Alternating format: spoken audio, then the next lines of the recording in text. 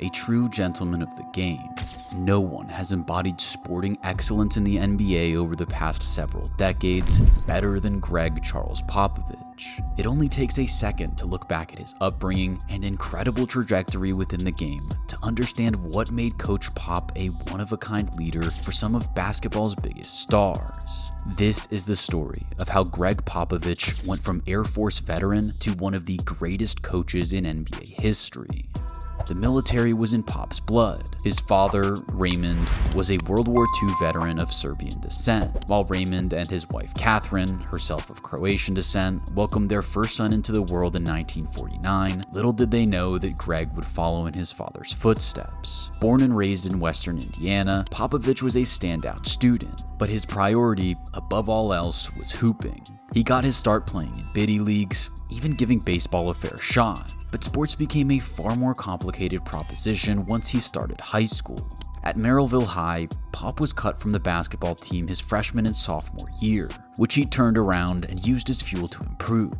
His parents spent their days laboring away at the nearby Inland Steel Company, passing down their work ethic to young Gregg, who turned things around ahead of his junior season. In the summer of 1964, Pop worked tirelessly at his craft and returned as a varsity starter and focal point for the team.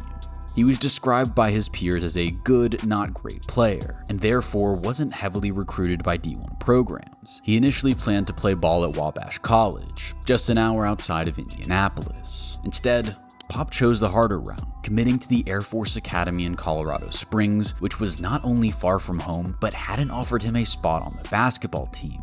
He was partially convinced by a brochure from the school that showed cadets skiing down the rocky slopes, although he would soon find out that the ski and basketball seasons coincided, the first of many surprises for young Gregg. Pop headed west, ready to walk onto the Falcons roster, but was in for a rude awakening when he arrived on campus. Even a hard worker like Popovich took a while to adjust to the Air Force Academy's ruthless discipline, which he still credits with molding him as an adult. Routines like pre-sunrise breakfast marches and chronic timeliness were challenging, with Pop admitting that he still has dreams of being late to class to this day. Nevertheless, he made the basketball team, where he was a starter all 4 years, graduating in 1970 with a degree in Soviet Studies. Although he had initially considered working for the CIA, Pop's first assignment was in Sunnyvale, California, operating spy satellites monitoring Soviet missile launches under a top-secret facility, according to military.com. To say he was a man of many talents would be a gross understatement. He got to put his Soviet studies degree to good use, touring the Eastern Bloc of Europe as part of the US Armed Forces basketball team, which would eventually earn him a trial for the 1972 Olympic team. This was a gesture of goodwill between the US and Soviet Union in a period of eased tensions known as détente. For Popovich, the opportunity to travel and play teams from major cities in modern-day Russia, Ukraine, Lithuania, and Estonia helped broaden his basketball mind. Each culture's approach to the game was different than the one he was familiar with in the US, providing invaluable insight and experience that he would carry with him for the rest of his career. After spending a few months at an Air Force base in Turkey, Pop completed the remainder of his time on active duty coaching basketball in Colorado Springs, initially at the Air Force Prep Academy, before joining his alma mater as an assistant coach under Hank Egan. Pop stayed put at the academy as an assistant for 6 years, until he was finally contacted for his first head coaching gig in 1979. Even further west, in Claremont, California, the unified basketball team for the Pomona and Pitzer colleges wanted the 30-year-old. While on paper, going from assistant at a D1 program to head coach at a D3 school sounds like a downgrade, Popovich wanted to lead a team where he felt he was a part of the college community. That's exactly what he got in Claremont.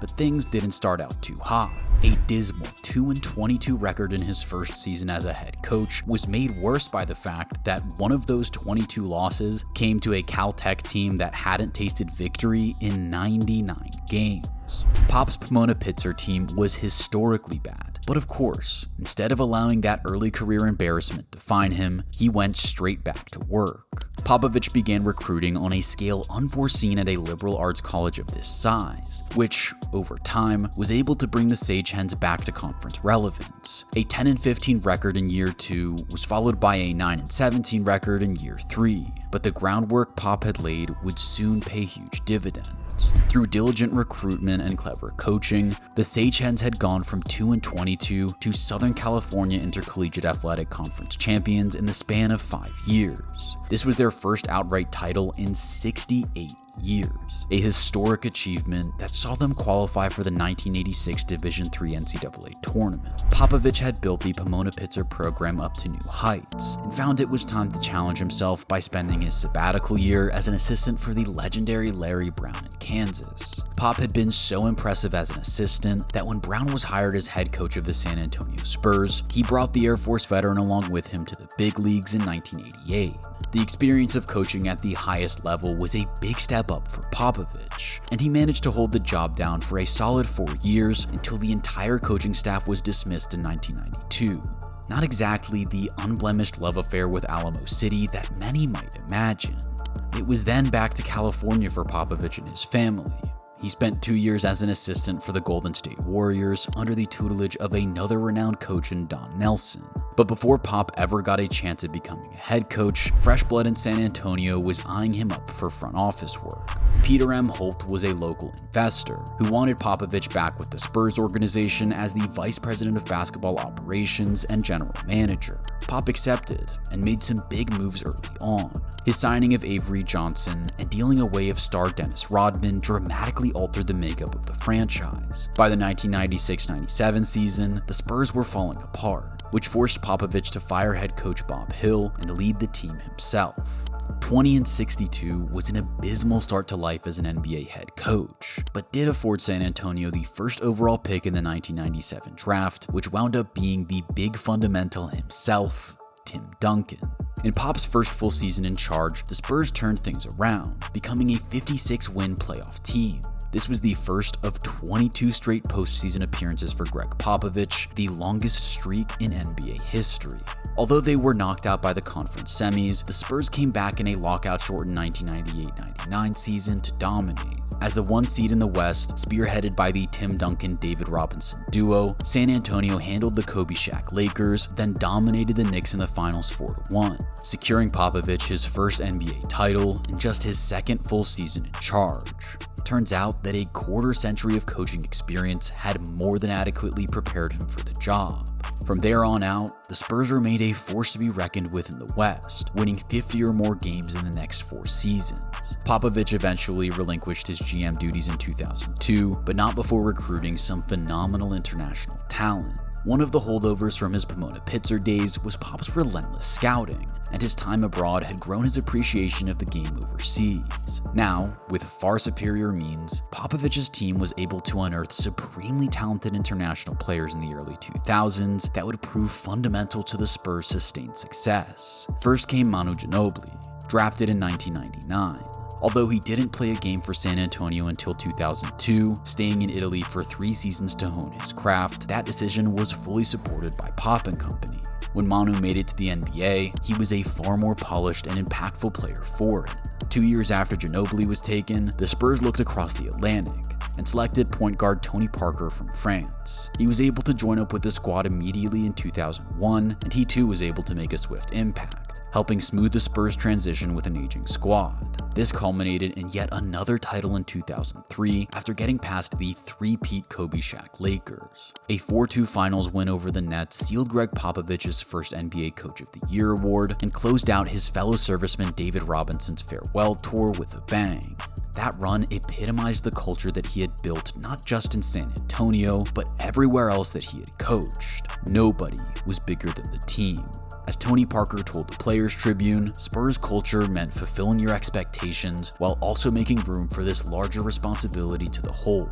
Over the next 4 seasons, San Antonio won 2 more championships, but in wildly different fashions. The first came in 2005, battling it out with the Detroit Pistons in a hotly contested 7-game series. The second was a clean sweep of the Cavaliers led by a 23-year-old LeBron James. But there was no great fall-off, no championship hangover. It was right back to work, right back to the playoffs for Popovich and his men. Another Coach of the Year award came his way in 2012 before an epic back-and-forth rivalry ensued with the Miami Heat.